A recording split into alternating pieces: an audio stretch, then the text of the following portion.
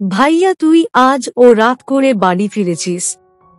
এই ঝড় বৃষ্টির রাতে আমি সেই কখন থেকে তোর পথ চেয়ে অপেক্ষা করছি, আর তুই কি না সেই রোজকার মতো আজ ও লেট করে বাড়ি এসেছিস। আমার কথাগুলো শোনার পর আমার ভাইয়া গিনেশ বিন্দুমাত্র ভ্রুক্ষেপ দেখাচ্ছে না। সে নিজের মতোই ঘরের দরজার সামনে মাথা নিচু করে দাঁড়িয়ে আছে। আমি আমার বড় ভাই গিনেশের দিকে খানিক এগিয়ে যেতেই একটা গন্ধ নাকে পেলাম। আমি আমার বড় ভাই গিনেশের দিকে তাকিয়ে কৌতূহলী কণ্ঠে বললাম, ভাইয়া তুই আজ ও নেশা করেছিস। আমি তোকে এতবার বারণ করার পরেও তুই আমার কোনো কথাই শুনিসনি। আমি কথাটা বলে শেষ করতেই আচমকা আমার ভাইয়া গিনেশ আমার দিকে তাকালো। আমার ভাইয়া গিনেশ আমার দিকে তাকাতেই আমি খানিক ভয় পেয়ে গেলাম। আমি খানিক ভয় পেয়ে যেতেই আমার ভাইয়া গিনেশ আমাকে অবাক করে দিয়ে দুম করে আমাকে, হ্যালো আমার কলিজার বন্ধুরা, কেমন আছো সবাই? প্রতিদিনের মতো আজ ও আমি তোমাদের মাঝে নতুন একটি ভিডিও নিয়ে হাজির হয়েছি। আজ আমি তোমাদের বলবো আমার নিজের আপন বড় ভাইয়ার সাথে আমার জীবনের আরও একটি অসাধারণ সত্যি গল্প। আমি জানি এমন গল্প হয়তো তোমরা এর আগে কখনো শোনোনি। আমি শতভাগ সিওর হয়ে বলতে পারি আজকের ভিডিওটা দেখার পর তোমাদের ও জল আসবে। তাই তোমাদের অনুরোধ করছি সম্পূর্ণ ভিডিওটি দেখার। তো বেশি কথা না বলে চলো গল্প ফিরে যাই। আমি মনীষা রানী। আমার বয়স 18। আমার বাবা মা নেই। আমি আমার বাবা মায়ের ছোট মেয়ে। আমার থেকে 5 বছরের বড় আমার ভাই। আমার বড় ভাইয়ার নাম গিনেশ। আমার বাবা মা নেই। শুনেছি আমি যখন ছোট ছিলাম তখন তারা আমাদের ছেড়ে চলে গেছেন। আর যেহেতু আমার বাবা মা ছিল না, তাই আমার বড় ভাই গিনেশ আমার দায়িত্ব নিয়েছেন। এক কথায় আমি আমার বড় ভাই গিনেশের হাতেই মানুষ। আমার কাছে আমার বাবা মা বলতে সবকিছুই আমার বড় ভাই গিনেশ। আমি ছোটবেলা থেকেই আমার ভাইয়াকে অনেক বেশি সম্মান ও শ্রদ্ধা করতাম। আমার ভাইয়া গিনেশ ও আমাকে অনেক স্নেহ করতেন। আমার গিনেশ ভাইয়া একটা বড় অফিসে চাকরি করতেন, আর এই চাকরিটাই আমাদের একমাত্র আয়ের উৎস ছিল। আমার গিনেশ ভাইয়া সব সময় আমাকে বলতেন ভালো করে পড়াশোনা করতে, কারণ তিনি চাইতেন আমি পড়াশোনা করে নিজের জীবনে অনেক ভালো কিছু করতে পারি। আমি আমার গিনেশ ভাইয়ার স্বপ্ন পূরণ ও নিজের একটা ভালো ভবিষ্যৎ গড়তে আমি মন দিয়েই পড়াশোনা শুরু করি। আমি পড়াশোনা করার পাশাপাশি আমাদের সংসারের সকল কাজ কর্ম ও করতাম। আমার রান্না করতে সব থেকে বেশি ভালো লাগলো, আর তাই আমি পড়াশোনার পাশাপাশি রান্না করতাম অনেক। আমার রান্নার প্রশংসা সব সময় আমার ভাইয়া করতেন, যেটা আমার মনকে আরো বেশি প্রশান্তি দিত। আমি রোজকার মতো আজ ও স্কুল থেকে বাড়ি ফিরে এসে ফ্রেশ হয়ে নিলাম। আমি ফ্রেশ হয়ে কিছু সময় বিশ্রাম করার পর চলে গেলাম আমার গিনেশ ভাইয়ার ঘরের দিকে। আমার গিনেশ ভাইয়া সেই যে সকালে অফিসে চলে গেছে, ওনার সাথে আমিও স্কুলে চলে গেছি। তাই আমাদের ঘর পরিষ্কারের কাজ এখনো হয়নি। আমি তাই দ্রুত চলে গেলাম আমার গিনেশ ভাইয়ার ঘরের দিকে। আমি আমার গিনেশ ভাইয়ার ঘরে এসে ঘর পরিষ্কার করতে শুরু করলাম। আমার গিনেশ ভাইয়া খুব একটা গোছানো পরিপাটি লোক নয়, যেই কারণে তার ঘর সব সময় অগোছালো থাকে, আর আমাকেই নিজ দায়িত্বে সবকিছু পরিষ্কার করে রাখতে হয়। আমি আমার গিনেশ ভাইয়ার ঘর পরিষ্কার করছি, এমন সময় আচমকা আমার নাকে কেমন যেন একটা ভারী গন্ধ ভেসে আসলো। এই গন্ধটা আমি এর আগে কখনো পেয়েছি বলে আমার মনে পড়ে না। আচমকা আমার ভাইয়ার ঘরে এমন গন্ধ আসলো কোথা থেকে, সেটাই আমি বুঝতে পারছি না। আমি এদিক ওদিক ভালো করে খোঁজ ও করলাম, তবে গন্ধ আসার মতো তেমন কিছুই দেখতে পেলাম না। আমি কোনো কিছু খুঁজে না পেয়ে কোনো মতে আমার গিনেস ভাইয়ার ঘরটা পরিষ্কার করে ঘর থেকে বেরিয়ে চলে আসলাম নিজের ঘরে। আমি আমার নিজের ঘরে এসে কিছু সময় বসে থেকে চলে যাই রান্না করার জন্য। আমি রান্না শেষ করে স্নান করে নিয়ে নিজের পড়াশোনা নিয়ে বসে পড়লাম। রাতের দিকে আমার গিনেস ভাইয়া বাড়ি ফিরে আসলো।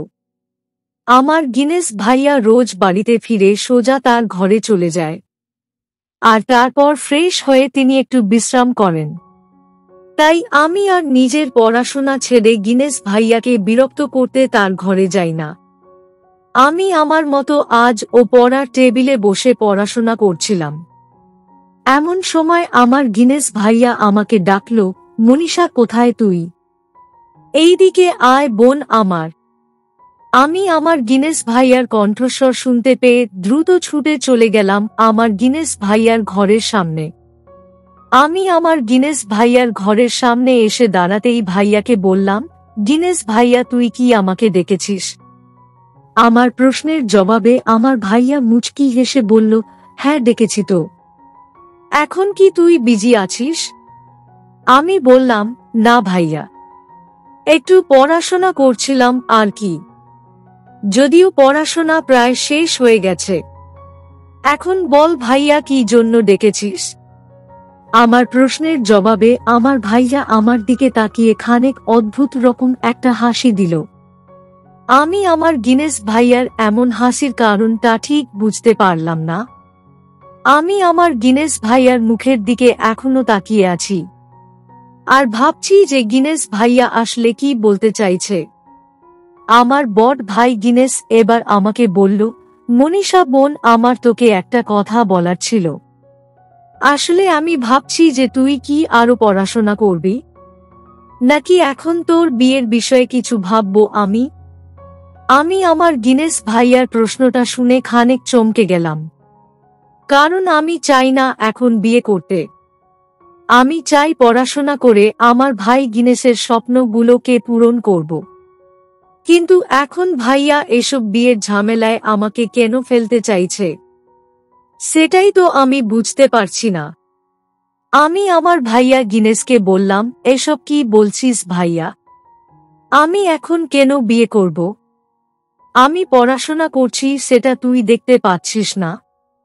আমার প্রশ্ন শুনে আমার ভাইয়া গিনেস হেসে ফেলল আর আমাকে বলল, আরে পাগলি, আমি তো তোকে এমনিতেই জিজ্ঞেস করছিলাম।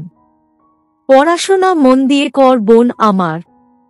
ভালো করে পড়াশোনা করলে আমাদের ভবিষ্যৎ আরো ভালো হবে। আমি ভাইয়াকে বললাম, ভাইয়া ঠিক আছে। এখন চল আমরা রাতের খাবার খেয়ে নেই। তুই আয়, আমি খাবার রেডি করছি। এই বলে আমি চলে গেলাম আমাদের খাবার টেবিলে। আমি খাবার টেবিলের সামনে এসে দাঁড়িয়ে আমার ভাইয়া গিনেস ও আমার জন্য খাবার বেড়ে নিলাম। আমি খাবার বেড়ে নিতেই আমার ভাইয়া গিনেস খাবার খেতে চলে আসলো। আমি আর আমার গিনেস ভাইয়া পাশাপাশি বসে খাবার খাচ্ছি আর গল্প করছি। আমি আমার ভাইয়া গিনেসের সাথে আজ নতুন গল্প করছি না। সব সময় আমরা দুই ভাই বোন এমনভাবেই খাবার টেবিলে বসে গল্প করতে থাকি। তবে আজ কেন যেন আমার নিজের কাছে কিছু বিষয় খানিক অদ্ভুত লাগছে। আমি নিজেও জানি না আমার মনের মাঝে হঠাৎ করে এমন অদ্ভুত কেন লাগছে। আমার ভাইয়া গিনেসের কথা বলার ধরনটা খানিক আমার কাছে অদ্ভুত লাগছে।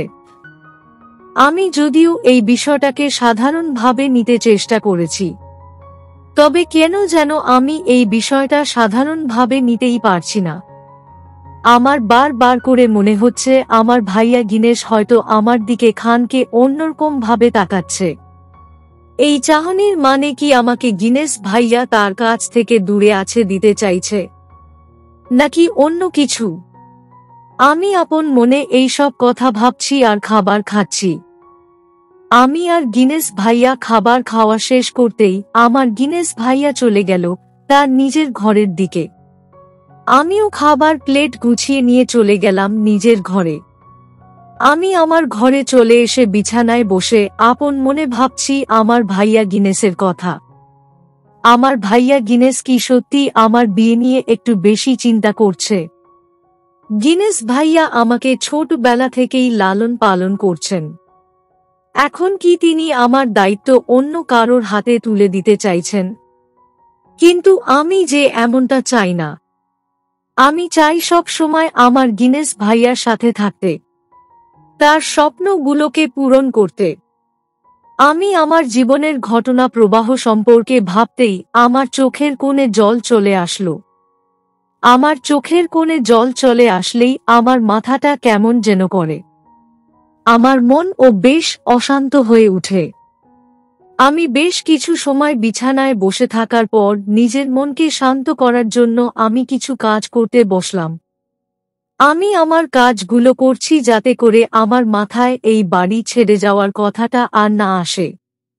আমি আমার কাজ শেষ করে তারপর ঘুমিয়ে পড়লাম। পরদিন সকাল বেলা আমার ঘুম ভেঙে যেতেই আমি দ্রুত ফ্রেশ হয়ে নিলাম। আমি দ্রুত ফ্রেশ হয়ে নিয়ে চলে গেলাম আমার স্কুলে। আমার স্কুলে পড়াশোনা প্রায় শেষের দিকে চলে আসছে। এরপর আমি কলেজে যাব। আমি স্কুলে এসে কোনো মতে ক্লাসে মনোযোগী হবার চেষ্টা করলাম। যদিও আমার মাথায় এখনো গতকাল রাতে বলা ভাইয়ার কথাগুলো ভাসছে, তবে এখন আমার সেসব কথা নিয়ে চিন্তা করে পড়াশোনাটা নষ্ট করার কোনো মনে হয় না। আমি আমার মতো ক্লাস শেষ করে বাড়ি ফিরে আসলাম। আমি বাড়ি ফিরে এসে রোজকার মতো ঘরের কাজকর্ম করছিলাম। এমন সময় আমার নাকে সেই গতকালের গন্ধটা এসে লাগল। আজ আমার যদিও এই গন্ধটা একটু খারাপ লাগেনি, বরং অনেকটাই ভালো লেগেছে। তবে এটা বুঝতে পারছি না যে এই মিষ্টি সুগন্ধটা আসলে কোথা থেকে আসছে। তাই আমি ভালো করে বিষয়টা দেখার জন্য এদিক ওদিক খোঁজাখুঁজি করতে থাকি। আমি আমার ভাইয়া গিনেসের ঘরটা ভালো করে খোঁজার পরেও কেন কিছুই খুঁজে পেলাম না। আমি খানিক সময় খোঁজার চেষ্টা করে খানিক ক্লান্ত হয়ে বসে পড়লাম। এবার একটু বিশ্রাম নিতে হবে আমায়। আমি কিছু সময় বিশ্রাম নেয়ার পর আমার অন্য সকল কাজ শেষ করে নিলাম। আমি আমার অন্য সকল কাজকর্ম শেষ করে নিয়ে নিজের ঘরে ফিরে আসলাম। আমি আমার ঘরে ফিরে এসে কিছু সময় গল্পের বই পড়লাম। অতঃপর খাবার খেয়ে ঘুমিয়ে পড়লাম। বিকেলের দিকে আমার ঘুম ভেঙে যায়। ঘুম ভেঙে যেতেই আমি দেখতে পাই দূর আকাশটা কেমন যেন ভারী মেঘলা হয়ে আছে। আকাশে এত মেঘ জমে গেছে দেখে আমি দ্রুত ছাদে চলে যাই আর আমার ভাইয়া গিনেসের সকল জামা কাপড় ছাদ থেকে নামিয়ে ঘরে নিয়ে আসি। আমি আমার ঘরে ফিরে আসতেই বৃষ্টি শুরু হলো। যদিও আমি প্রথমে ভেবেছিলাম যে বৃষ্টি হয়তো খুব বেশি হবে না, এমনিতেই অল্প করে হবে। তবে এখন দেখছি যে না, মুষলধারে বৃষ্টি হচ্ছে। বৃষ্টি যদিও আমি খুব পছন্দ করি, তবে এখন আমি বাড়িতে একা আছি। আমার ভাইয়া এখনো অফিসে আছেন, যেই কারণে আমার কেন যেন খানিক ভয়ও করছে। তাই আমি নিজের ঘরে বসে আমার ভাইয়া গিনেসের বাড়ি ফেরার অপেক্ষায় করছি। আমি অনেকটা সময় ধরে অপেক্ষা করার পর আমার ভাইয়া গিনেসের বাড়ি ফেরার কোনো লক্ষণ দেখলাম না। আমার ভাইয়া গিনেস প্রায় সময় এমন লেট করে বাড়ি ফিরে আসে। আমি যদিও সব সময় গিনেস ভাইয়াকে বলি দ্রুত বাড়ি ফিরে আসার জন্য, কারণ আমি একা বাড়িতে থাকতে ভয় পাই। তবে গিনেস ভাইয়ার কি দিকে খেয়াল আছে নাকি কোনো? আমি আমার ভাইয়া গিনেসের বাড়ি ফেরার অপেক্ষায় বসে থাকলাম। রাত একটু বেশি হতেই আচমকা আমাদের বাড়ির গেটে কেউ একজন চলে এসে আমাকে ডাকল। আমার আর বুঝতে বাকি থাকলো না যে আমার ভাইয়া গিনেস বাড়ি এসেছে। আমি গিনেস ভাইয়ার গলার স্বর শুনতেই দৌড়ে চলে গেলাম দরজা খুলে দিতে।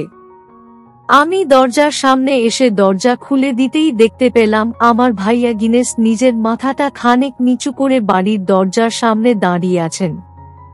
আমি আমার ভাইয়া গিনেসকে এমনভাবে দাঁড়িয়ে থাকতে দেখে বললাম, কিরে ভাইয়া, তুই আজ রাত করে বাড়ি ফিরেছিস? এই ঝড় বৃষ্টির রাতে আমি সেই কখন থেকে তোর পথ চেয়ে অপেক্ষা করছি, আর তুই কি না সেই রোজকার মতো আজ লেট করে বাড়ি এসেছিস? আমার কথাগুলো শোনার পর আমার ভাইয়া গিনেশ বিন্দুমাত্র ভ্রুক্ষেপ দেখাচ্ছে না। সে নিজের মতোই ঘরের দরজার সামনে মাথা নিচু করে দাঁড়িয়ে আছে। আমি আমার বড় ভাই গিনেশের দিকে খানিক এগিয়ে যেতেই একটা গন্ধ নাকে পেলাম। আমি আমার বড় ভাই গিনেশের দিকে তাকিয়ে কৌতূহলী কণ্ঠে বললাম, ভাইয়া তুই আজ ও নেশা করেছিস? আমি তোকে এতবার বারণ করার পরেও তুই আমার কোনো কথাই শুনিসনি। আমি কথাটা বলে শেষ করতেই আচমকা আমার ভাইয়া গিনেশ আমার দিকে তাকালো। আমার ভাইয়া গিনেশ আমার দিকে তাকাতেই আমি খানিক ভয় পেয়ে গেলাম। আমি খানিক ভয় পেয়ে যেতেই আমার ভাইয়া গিনেশ আমাকে অবাক করে দিয়ে দুম করে আমাকে বলল, তোকে আমি এত প্রশ্নের জবাব কেন দিব? মাকে একদম বিরক্ত করবি না মনীষা। মাকে আমার মতো থাকতে দে। আমার যা ইচ্ছে হয় আমি তাই করব। আমি আমার ভাইয়া গিনেশের কথাটা শুনে আর কিছু বললাম না, কারণ আমি বুঝতে পারছি যে আমার ভাইয়া গিনেশ নেশা করে বাড়ি ফিরেছে, তাই তাকে এখন কিছু বলা যাবে না। আমি আমার ভাইয়া গিনেশকে ধরে কোনো মতে তাকে তার ঘরের দিকে নিয়ে গেলাম। আমি আমার ভাইয়া গিনেশকে তার ঘরে নিয়ে যেতেই আমার ভাইয়া গিনেশ আমাকে বলল, আমাকে ছেড়ে কোথাও যাবি না তুই মনীষা। তোর ভাইকে একা করে যাস না বোন। আমি কখনো চাই না তোকে হারিয়ে ফেলতে। আমি আমার গিনেশ ভাইয়ার কথাটা শুনে বললাম, ভাইয়া তুই এসব কি বলছিস? আমি কোথায় যাব? আমি কোথাও যাব না। আমি সব সময় তোর পাশে আছি ভাইয়া। তুই প্লিজ নিজেকে একটু সামলে নে ভাইয়া, আমি তোর মাথায় জল দিচ্ছি। এই বলে আমি আমার ভাইয়ার পাশ থেকে উঠে পড়তে নিতেই আমার ভাইয়া গিনেশ আমার হাত ধরে বলল, যাস না বোন আমাকে ছেড়ে। আমি আমার ভাইয়া গিনেশের দিকে তাকিয়ে কান্না করে ফেললাম। সত্যি আমার ভাইয়া গিনেশের মতো আর কেউ হতে পারবে না। আমার বাবা মায়ের পর আমার সব থেকে কাছের ও আপন হলো আমার ভাইয়া গিনেশ।